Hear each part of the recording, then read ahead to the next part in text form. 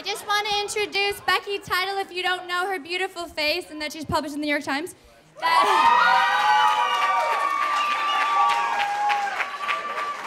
The cover as well, but that's okay. This is Jonna's best friend since they were, it's in her speech, since they were very young. Becky has been born in the Fourth Lake community. Jonna and Becky have known each other forever. They lived together for years. No, you don't like any of this. Oh, I'm so sorry. I didn't know this speech. Anyway, this is Jonna's best friend, Becky Tyler. She's the greatest! Okay, so that's like virtually impossible to follow what Jeffrey just did. I cannot follow what Jeffrey just did, so sorry in advance. But I can't see any of you, so it's fine. So, as Simone said, I'm one of Jonna's best friends. And we met when I was, I'm just going to read off the page, because otherwise I'm not going to be able to do this. So we met when I was just 6 years old, just right down the block from where we are now.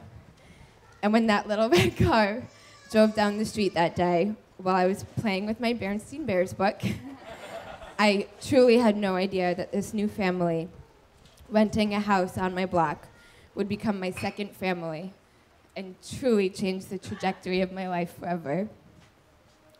And I mean, literally their entire family. In addition to gaining a best friend, I also gained an additional set of parents to the wonderful set that I already had, and later a college advisor after I fired mine for Catherine, because there's no one better in the world.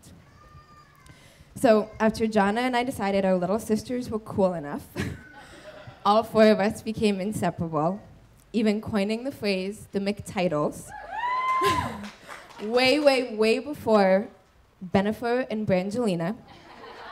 And I'm still convinced that the media stole the idea from us, but Bennifer and Brangelina never had the cool matching plaid outfits that we had.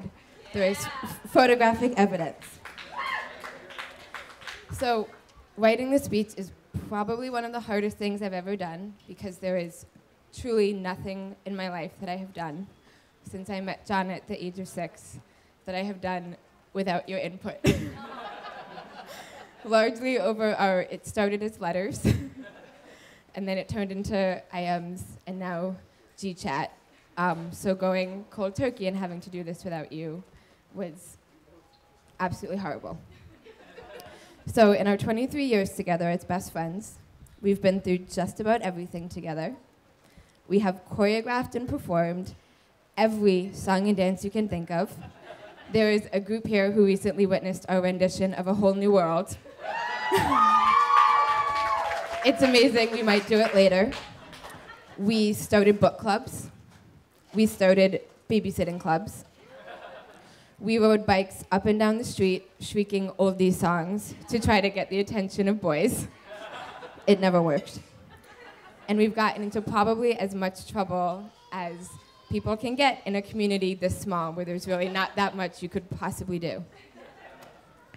And over the years, our beer drinking and games of Never Have I Ever on the beach turned into television jobs together, where the producer, as she's recently been dubbed, and you can all tell from the way she produced the hell out of this wedding, taught me almost everything I know about production as my first boss in television.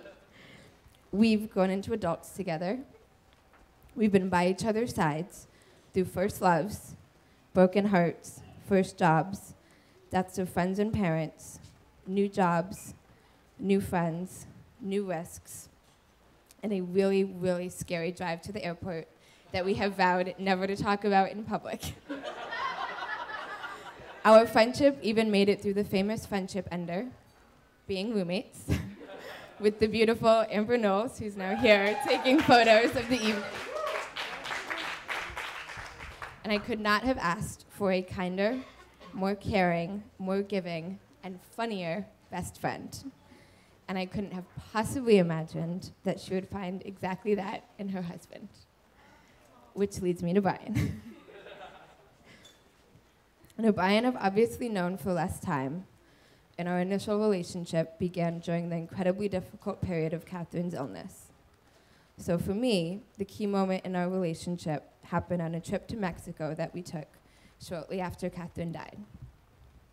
And I'm sure you're all convinced I'm going to tell a really embarrassing, booze-soaked story that will embarrass the hell out of both of them, but I will save those for later. This one is about the moment that I knew that Brian was the one. It also may have showed up in Brian's vows, but I wrote mine first. So one of the first few days that we were there, we all went to a natural swimming hole just outside of town with a fantastic ledge that you could jump off of and go swimming in the pool below. Everyone was jumping off the cliff and having a ball, except for Jonna. She wanted to jump, but she was terrified of the height and couldn't bring herself to do it. She stood on the ledge, peering over the side, desperate to jump, and terrified at the thought. And in between his jumps, Brian stood there by her side, gently coaxing her to jump, occasionally making fun of her for not jumping, holding her hand, but never once making her feel bad about her fear. Now, I'm sure all of you think this story ends with Jonna leaping joyously off a cliff. And it doesn't. But this is exactly why I can't possibly think of a better partner. Sometimes in life, things are hard. Sometimes in life, you're not ready to make the next leap. But always in life, you need the person that you love to be standing by your side supporting you, encouraging you, and laughing with you, and sometimes at you. And on the cliff that day, Brian showed that that was exactly what he would do for Jonna. Love, support, respect, push when necessary, and always hold Jonna's hand with a smile on his face.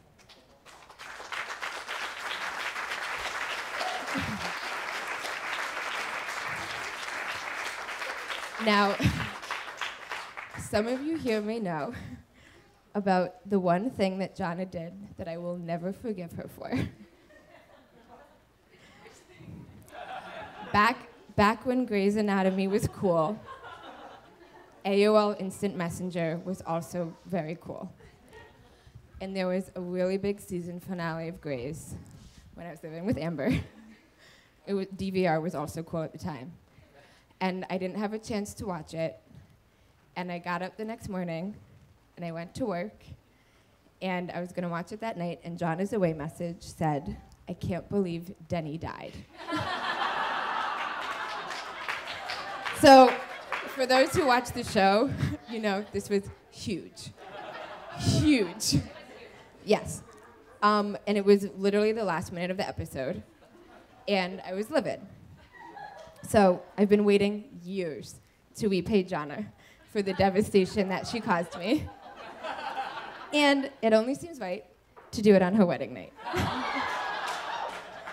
So, Jonna, it turns out I also know the ending to a story that you might care about even more than I cared about Grey's Anatomy.